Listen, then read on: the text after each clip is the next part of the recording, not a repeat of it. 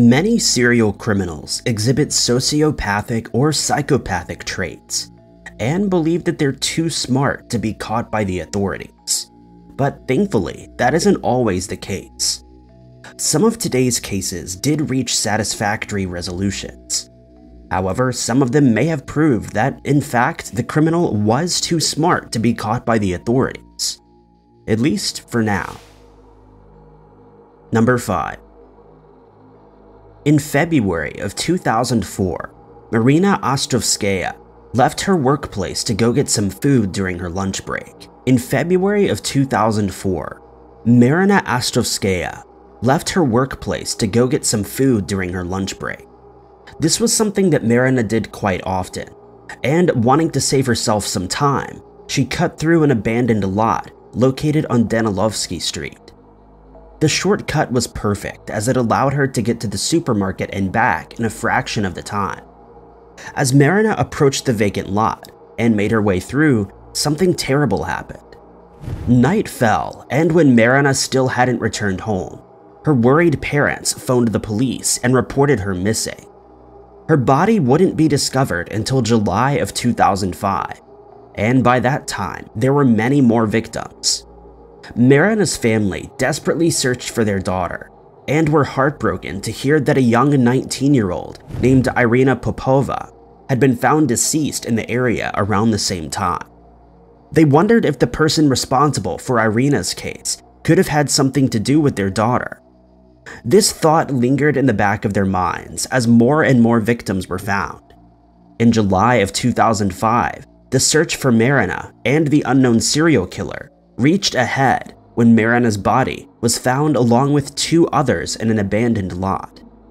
DNA samples were taken from all of the victims, and forensic experts concluded that the same person had been responsible in each case. The unknown Russian serial killer had a quiet period between 2005 and 2007, and criminologists suggested that he may have been imprisoned on a separate crime. In 2007, the Maniac struck for the last time. On June 11, 2007, Natalia Zakhalova was making her way to the banks of a river after spending the day swimming with her parents. Natalia's parents walked ahead of her, and she called out to them, letting them know that she would be a moment.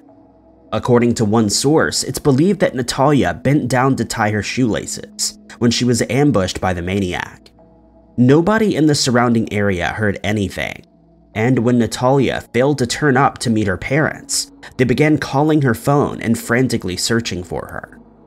Natalia's phone had been turned off, causing her parents to panic even more. Her parents raced through the woodland area that led up to the riverbanks and found her body. The police were immediately called to the scene, and following a forensic investigation, it was confirmed that she was a victim of the maniac. Witnesses have described the maniac as a white male between 30 and 50 years old with dirty clothes and glasses. He's about 180 centimeters tall with a dense build and has short hair with bald patches or patches of gray. Everyone who has ever come into contact with the man mentioned that he has dull eyes and a vacant expression. In an attempt to finally put an end to his spree, 14,000 residents came forward and voluntarily gave a DNA sample, but to this day, no one has ever been arrested. If you have any information about the Danilovsky maniac, you're urged to contact the police at 576-7158, 999-097-1920. Number 4. Yang Xinhai is one of China's most prolific serial killers, and was caught thanks to the vigilant police picking up on his bizarre behavior during a routine search. From an early age, Yang was a defiant and troubled young man. At the age of just 17, he dropped out of school and began traveling around China, finding work wherever he could. This deeply upset his parents, but that didn't bother him.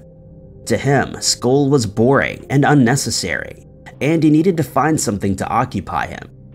Those who were closest to Yang described him as introverted, intelligent, and extremely sociopathic. In 1996, he found himself in prison in his hometown. He had previously been in trouble with the law, However, this time he faced a serious sentence. He spent 3 years in prison, and all attempts at rehabilitation, if there were any, failed. Yang came out of the experience bitter and angry, and eviler than before. Following his release in 1999, he began to unleash his anger onto the world. Yang's crimes were crimes of opportunity. He would find a house with an open window or an unlocked door and sneak into the home at night. While his victims slept, he would attack them before fleeing into the night. Bizarrely, he would steal the clothes and shoes of his victims, and when he returned home, he would always come home with new clothes that were either far too big or far too small for him. As the years passed by, more and more people fell victim to this evil serial killer, and the pressure was mounting on the Chinese authorities to make an arrest. DNA found at the crime scene points to one man, Xinhai, but upon visiting his hometown, there was no sign of him. The sociopathic man had escaped, and now for the authorities, it was a race against time to find him before he struck again. Luckily, on November 3rd, 2003, police noticed that Xinhai was acting strangely during a routine search. The officers conducting the search asked Yang to step aside and questioned him further. After learning his name, they found that he was a wanted man, and he was arrested and taken to the nearest police station. It didn't take long before Yang confessed to all of his crimes, explaining that he got great satisfaction from them. In total, Xinhai was found guilty on 67 counts and was handed down a sentence of capital punishment, which was carried out on February 14, 2004. Yang cemented his legacy as one of China's most evil serial killers. Number 3. Between 2011 and 2012, residents of Russia were shocked to learn that they had a serial killer on the loose. Starting in 2011, the Volga Maniac, as he was known, began committing a string of crimes against elderly women. These women were considered pillars of their community and would always lend a helping hand to anyone who needed it. These women were kind old grandmothers who had no enemies, and the residents of Volga found it hard to comprehend. During the investigation, Russian police were able to seize CCTV footage from the apartments of the victims, and saw that the killer was masquerading as a utility worker or a government official. His surviving victims confirmed this, telling the police that he had knocked on their doors, telling them that he was there on official business, or was coming to perform repairs for them. When the women let him into their apartment, he would overpower them and attack them. All of his victims were between 75 and 90 years old, and did not have the physicality to fight back.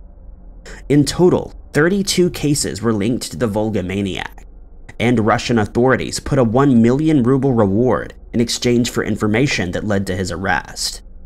In the background, Russian authorities were working hard to identify the Volga Maniac, and after interviewing thousands of people and arresting a few innocent people, they finally had a big break in the case in 2020.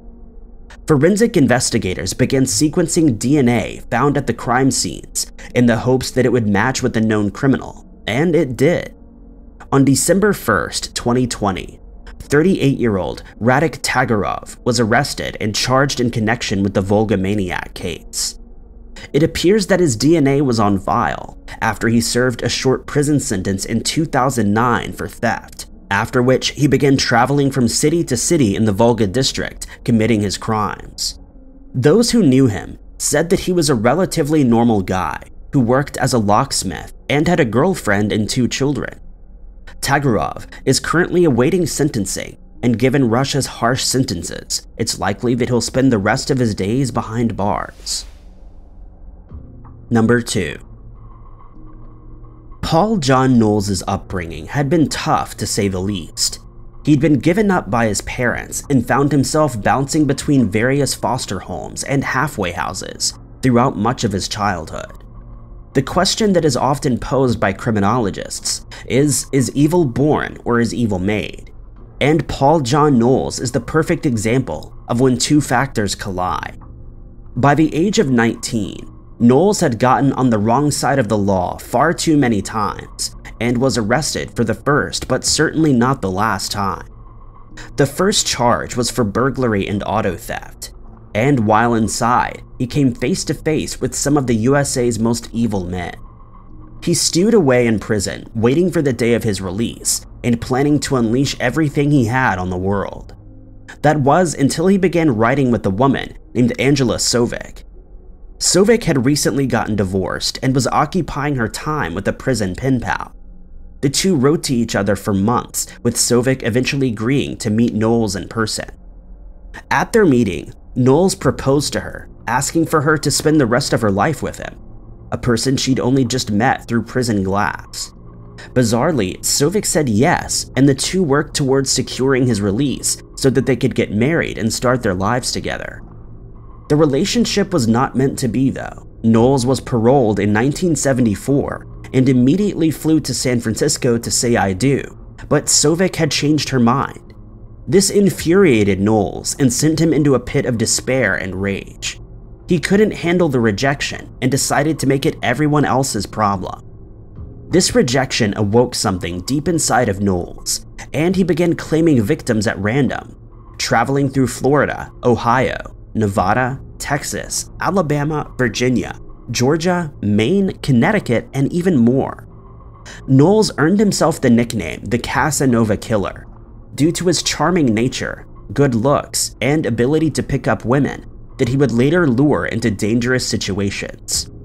Due to his charming nature, he was able to get out of speaking to the police and was viewed as an unlikely suspect for some time.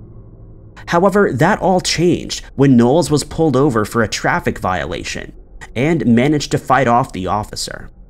This officer would become one of Knowles' victims. However, he was a victim of circumstance and didn't fit into Knowles' MO. After stealing a police car, a chase ensued, and Knowles felt very confident that he was going to get away and drive into the sunset. Luckily, that wasn't the case, and he was apprehended after being cornered by vehicles. Once Knowles had been arrested and charged in relation to the crime that had just occurred, he began confessing to being the Casanova Killer and told officers that he had at least 35 victims. Knowles provided details that only the perpetrator would have known, and thus he was charged on 20 additional counts. Number 1. In 1985, Hawaii saw the emergence of its first serial killer, the Honolulu Strangler, and to this day, he has never been caught. Between 1985 and 1986, he terrorized the residents of Honolulu and turned what should have been a tropical paradise into an island of nightmares. On May 29, 1985, 25-year-old Vicki Gale Purdy left her room at the Shorebird Hotel, headed for Waikiki to enjoy a night out with her friends. Her friends waited for Vicki to arrive, but she never did. Her friends attempted to call around and see if her husband Gary Purdy had seen her, but they were unable to get a hold of him either. They continued with their evening, figuring that Vicki had changed her mind and stayed at her hotel, but by the morning, they would realize that they were very wrong. On the morning of May 30th, Vicki's body was found, and she was still wearing her dress from the night before. Naturally, the investigation turned to Gary, her husband. However, he was quickly cleared of any involvement and cooperated with the police in order to find the person who had done this to his wife. The investigation into Vicki's case continued, and it left the residents of Waikiki shocked. They became suspicious of their neighbors, friends, and coworkers, wondering if they were capable of hiding a dark secret. Just after the turn of the new year, the Honolulu Strangler would strike once more on January 14, 1986. There had been a large cooling off period between the first and second crimes. However, following the second crime on January 14th, the Hawaiian serial killer ramped up and began striking in quick succession. By April 29, 1986, the Honolulu Strangler had claimed 5 victims and had sent the Honolulu police into a frenzy. The pressure was mounting on them to find this madman. However, with the lack of evidence and few leads, they found themselves at a dead end. One man, Howard Gay, was considered a suspect and was brought in for questioning when evidence began connecting him to the case. Witnesses were able to pick up Gay out of a lineup. However, they refused to testify as they were terrified of retribution from Gay, as he had seen their faces too. This, combined with the lack of concrete evidence, meant that Howard Gay walked free. As of 2021, the Honolulu Police Department are no closer to cracking this case, and are asking anyone with information to contact them at 808-529-3111. Thank you guys so much for watching. If you liked this video, be sure to hit that like button. Also, don't forget to subscribe and click that notification bell to keep up to date with all of our future uploads. But I've been Ty Knots, and I'll catch you guys in the next video.